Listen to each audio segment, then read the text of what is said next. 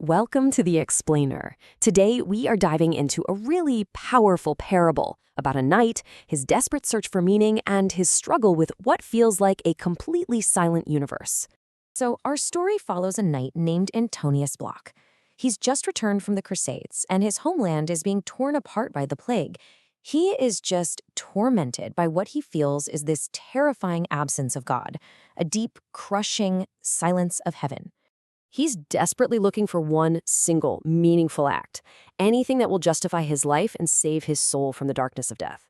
But here's where the parable poses a profound question. What if that silence he's so afraid of isn't an absence at all? What if it's a presence, just a different and maybe even more challenging kind? And this right here sets the stage for the knight's entire conflict. He's operating from this deep-seated fear that the universe is just a godless void, nothing more than a stage for what he calls senseless horror, a place where no good deed is ever really seen. So the knight's entire existence is caught in this brutal tug-of-war. On one side, you've got this desperate hope for some kind of cosmic thumbs up, a sign, that one meaningful act that will finally balance the ledger. And on the other, there's the crushing fear that his soul is totally unseen, and that his own personal arithmetic of grief and doubt will all just add up to nothing in a meaningless reality. But then, into this void, the story introduces something or someone else, a powerful, ancient entity that is about to completely shatter the knight's worldview, the Great Star. The Great Star represents what the story calls unconditional presence. So think of it like this constant cosmic light that's older than any human idea of good or evil.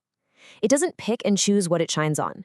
Its light falls on the noble and the not so noble, with absolutely no judgment and no agenda. Now, when the star actually communicates with the knight, it tells him its presence is harder than judgment. And this right here is the absolute core of the entire parable. Why on earth would a simple, unwavering presence be more difficult to face than a divine judge? Well, think about it. Judgment is a finite process. It's a transaction. You can do a good deed, that one meaningful act, and you can balance the ledger. The calculation has an end. You can, in theory, satisfy the judge and close the book. But unconditional presence? That's a whole different ballgame. It's an unwavering gaze that never looks away, and it never, ever stops. You can't satisfy it or wrap it up with a single act, which makes the knight's entire quest to find one validating moment totally moot. This just flips everything on its head for him. The silence he was so afraid of isn't a void after all. It's a mirror composed of other people's truths. The star's light reveals the unfiltered, raw reality of the world, constantly witnessing everyone's struggle, not just his. His personal quest is just one tiny piece of a much, much larger illuminated picture. So, if some grand performative act to impress a divine judge is completely pointless, what does actual goodness even look like in this universe? What does the star, with its ancient memory, see as being truly noble? The star's answer just completely pulls the rug out from under the knight's whole quest. Nobility, it says, isn't about crusades or heroic sacrifices you perform for an audience. It's about doing the most obvious possible thing, quietly, and with zero expectation of reward. And the prime example of a noble soul the star gives is just beautiful. It's a woman simply carrying warmth across a winter road. The key part is that she does it without an audience or a desire for record. True goodness, the parable suggests, is what our bodies just default to when we're not being asked to perform. It's that simple, unwitnessed kindness. And this realization is a real gut punch for the knight. He starts to see that his faith has become a kind of muscle memory, just a mechanical habit, a performance for a silent God that he hopes is watching, instead of a genuine, living connection to the world and its truths.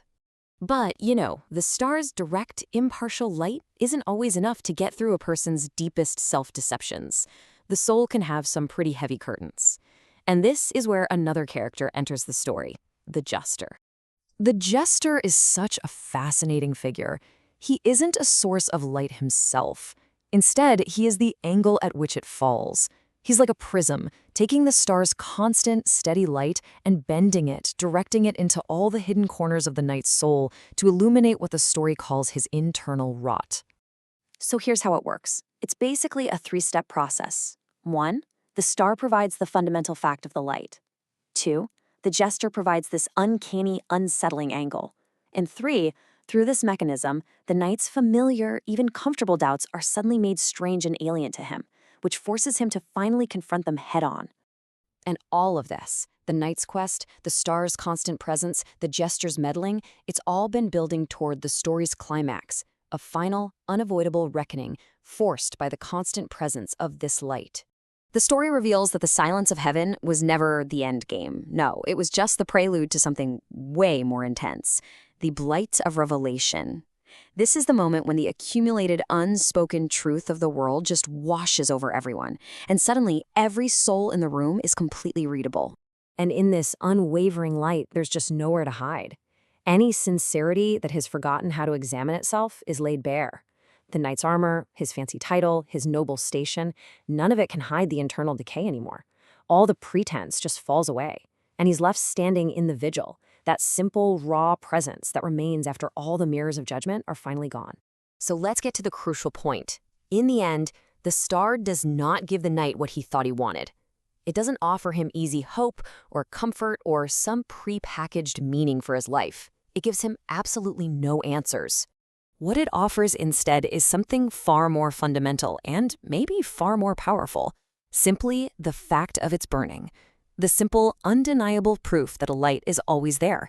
And that fact alone proves that the total darkness the knight fears isn't complete. Even when the heavens are silent, he is never, ever truly unwitnessed.